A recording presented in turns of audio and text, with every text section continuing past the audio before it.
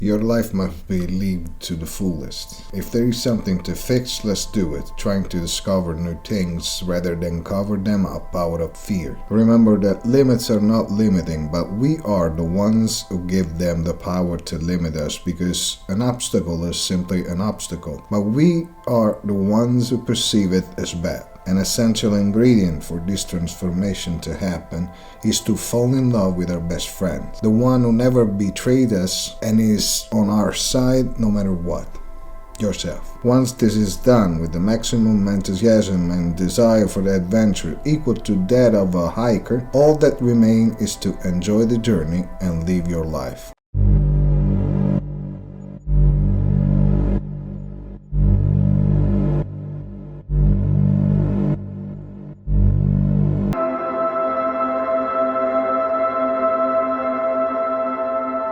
The damage done to us during our childhood cannot be undone, since we cannot change anything in our past. We can repair ourselves and gain our lost integrity. Every now and then I stop thinking, I say to myself, how nice is to fix? Regardless of the thing that needs to be fixed, be it a relationship, an economic situation, a physical thing such as an appliance, a procedure, a habit, an attitude. Every time you manage to fix it or make it work better, it feels super gratifying. Fabiola said everything must be consumed and not stored. If one thing doesn't work, you throw it away and take another one. The father generation instead was capable of repairing what got damaged.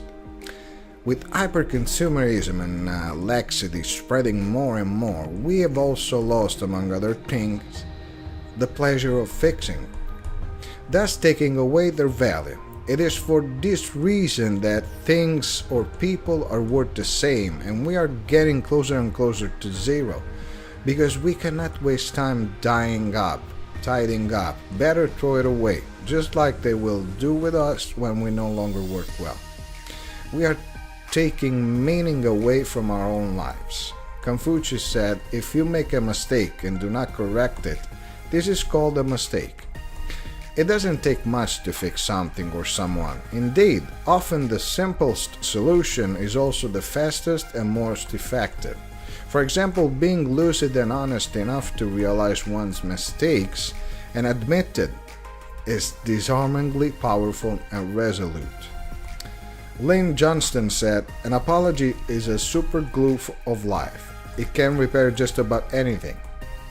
It just takes a little balance, a willingness to do it, and it has to be based on reality. We don't have to be fatalistic or listen to fanciful voices in our heads, both positive or negative. As mentioned before, it doesn't take much to fix, but the effect it produces can be extraordinary. Nicholas Chalmers said, the pessimist complains about the wind, the optimist waits for it to change, the realist adjusts the sails. Having a real and genuine interest in putting things right always brings something positive with it. You fix one thing and many others also improve, which you didn't even think about it, but they are a pleasant consequence of the fix. Think of all the times, even at home, that we invent something to improve something else, lightening our workload and making it more interesting.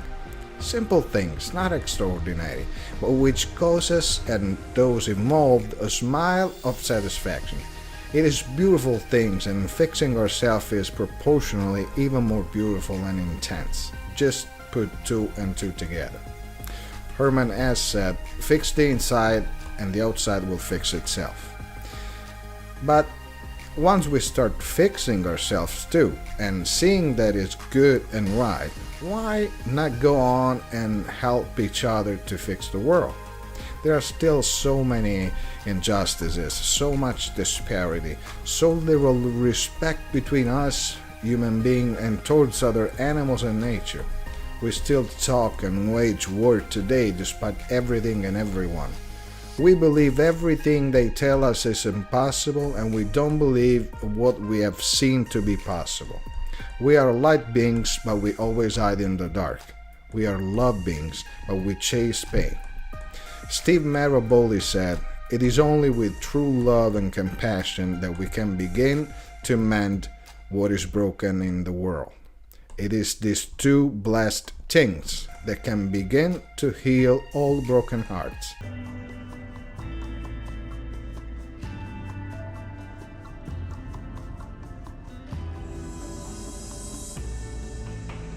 The young man goes to the wise man and asks him, "You who have lived so much, have had many experiences, know so many people, what is nice about being human? What is the most beautiful features of humans?"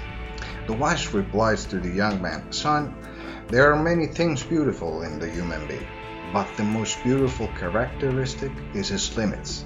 You will be thinking that the word itself suggests that there is a point of stop, a limitation. In truth, things are very different, because the limitation is a convention that we place on ourselves as a sort of a boundary not to be crossed. The limit is a momentary obstacle to certain things. Whatever this is, a thought, an action, an emotion.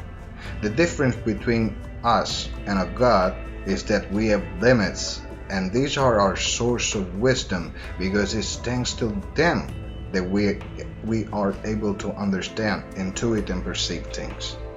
It is thanks to limits that we understand how great nature is and how perfect these mechanisms are, how complicated life can be, and how important it is to fully enjoy the beautiful moment it gives to us, how wonderful love is and how convenient it is to give it rather than pretending to get it, how sweet is the smile of another person, especially when we feel alone, how unique we can be even though we all look alike, how relative the boundaries are when the mind has already crossed them, when every limit we manage to overcome is an extra experience to tell.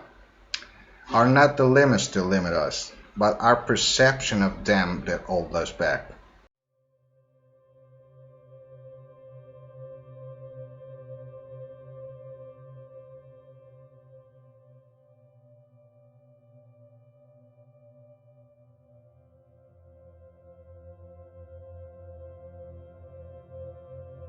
There is no more right and appropriate things than falling in love with our best friend. It is a fortune that it happened, because it is the only person who can make us happy. Already the fact of having knowing it, but above all recognize it, is an unimaginable gift. This person has various merits, but among the most important there are the ability to listen to us whenever we need it, not judging us for what we say, do, or think. Give us advice and no conviction, supporting us when we are fragile, coddle us when we feel hurt, encourage us when we need to act, deeply understand our heart and our mind, love us unconditionally as the way we are, don't want to change us. This friend gives us the opportunity to be exactly as we are. It asks for nothing but ourselves, with all the imperfection and the limitation that, among other things, it reads as extraordinary potentials and virtues. The old proverb said, "Whoever finds a friend finds a treasure." We know many people and we call many of them friends, but of that friends, of that treasure, there is only one, you. Only by loving ourselves we can enrich ourselves with that treasure, unique and not rare, because in each one of us.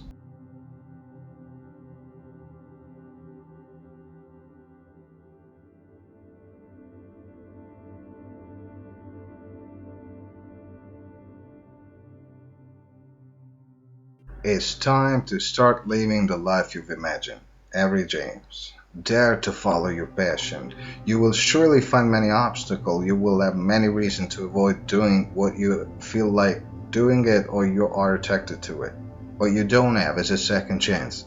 You're here and now. You cannot delegate, choose, change. You are what you are, and you have to do what you have to do. The wonder that life has reserved for you is for you, and if you don't use it, nobody else will. The imagination is your guide, your boost, and your suffering. God because it shows you the way. boost because it anticipates the well-being that you will feel in doing it, suffering because you're not doing it. Believe in your imagination and what you can visualize and dream, because what you see you can achieve. Albert Einstein said imagination is everything. It's the preview of life future attraction. Pay attention to your images, taste and process the emotion that arouse you. When they are positive, take action. One step at a time until the final goal, always keeping the image as a guide and motivational support. Richard Bach said to fly as fast as thoughts, to be whatever it exists, you must first start with knowing that you have already arrived.